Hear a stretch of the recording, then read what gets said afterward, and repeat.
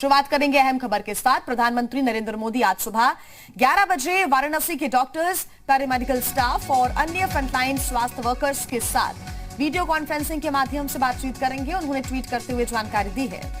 इस दौरान पीएम मोदी ने वाराणसी में कोरोना की रोकथाम के लिए किए गए कामों की सराहना भी की। शुक्रवार को वीडियो कॉन्फ्रेंसिंग के जरिए बातचीत के दौरान प्रधानमंत्री पंडित राजन मिश्रा कोविड अस्पताल सहित वाराणसी में विभिन्न कोविड अस्पतालों के कामकाज की समीक्षा भी करेंगे। पंडित राजन मिश्रा कोविड अस्पताल को हाल ही में डीआरडीओ और भारतीय सेना के संयुक्त प्रयासों के माध्यम से शुरू किया गया था।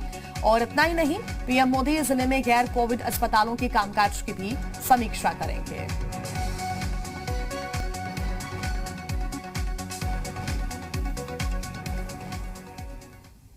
तो इसकी जानकारी प्रधानमंत्री ने ट्वीट करके दी है। लिखा है उन्होंने कि 21 मई सुबह 11 बजे काशी के डॉक्टर्स और फ्रंटलाइन वर्कर्स के साथ संवाद करूंगा जो कोरोना रोकथाम के कार्यों में लगे हुए हैं।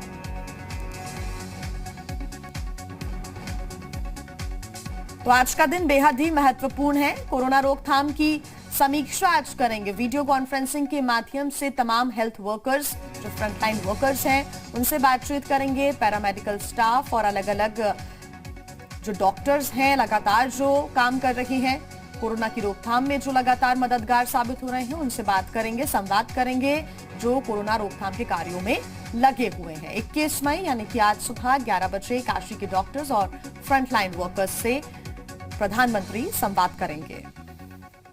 और इसी पर ज्यादा जानकारी के साथ जी मीडिया संवाददाता विश्रांत हमारे साथ जुड़ गए हैं।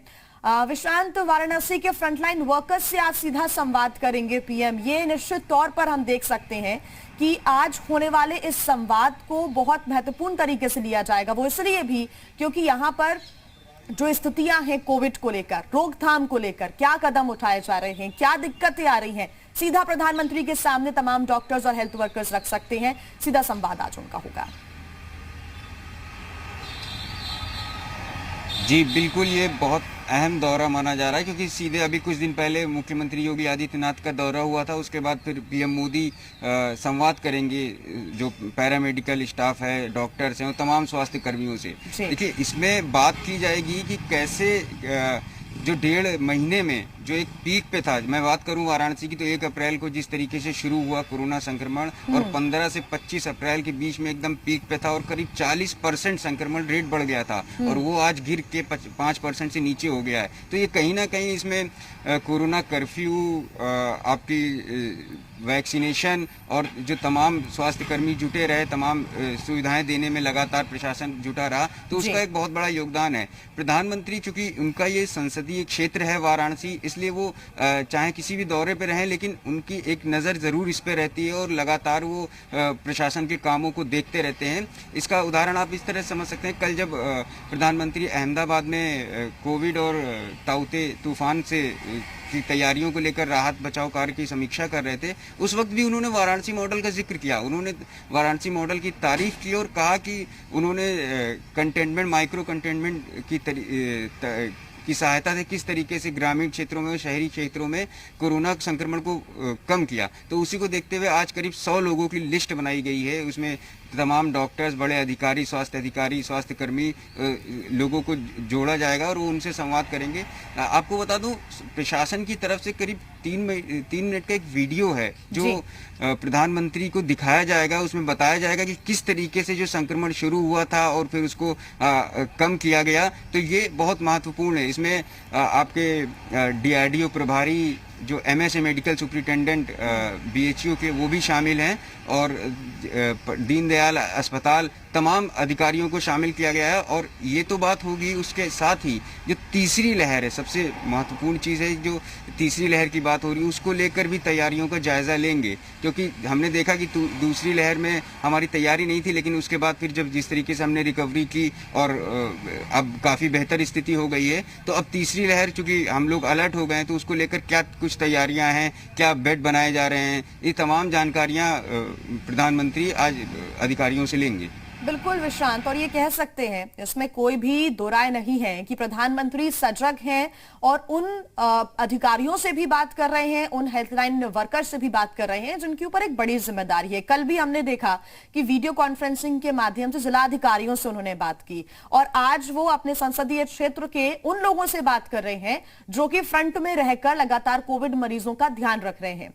बहुत जरूरी हो जाता है जब प्रतिनिधि इन अधिकारियों से बात करें, इन कर्मचारियों से बात करें, क्योंकि कभी कभी मनोबल भी टूट जाता है। और ऐसे में हमने हमेशा देखा है कि प्रधानमंत्री मनोबल को बढ़ाने का भी काम करते हैं और दिशा निर्देश भी देते हैं, ऐसे दिशा निर्देश ताकि जो जंग लगातार भारत लड़ रहा है कोरोना के खिलाफ, उसमें और मजबूती आ सके।